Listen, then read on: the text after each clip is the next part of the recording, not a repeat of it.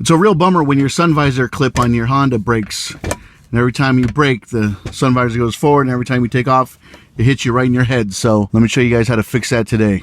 So right back here, you have a spot for a flathead screwdriver. So as you put your screwdriver in there, it takes 2 hands to do this. This one is actually already broken because I accidentally broke it, because these clips get brittle. And you push in with the screwdriver at the same time.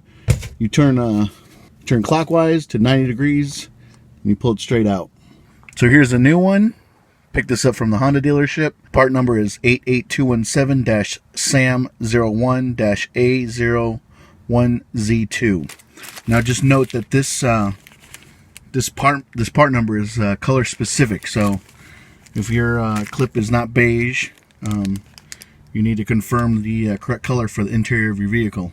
But there's the part number, 88217-S01A01ZE. So there's the old one and the new one. And just after time, they get brittle. So this one is super brittle. You can see right here on the old one. See right there, there's where the hole is on the back side, and there's the clip you have to push in. You can see it's already coming apart right here. Alright, go ahead, insert it like that. Clip facing that way towards the passenger. Rotate it 90 degrees counterclockwise, and you're good to go. And now your sun visor will stay in place. Just a quick tip from Bundys Garage on sun visor clips for Hondas. This will work for Acuras as well too. Alexa, what's the best car repair channel on YouTube?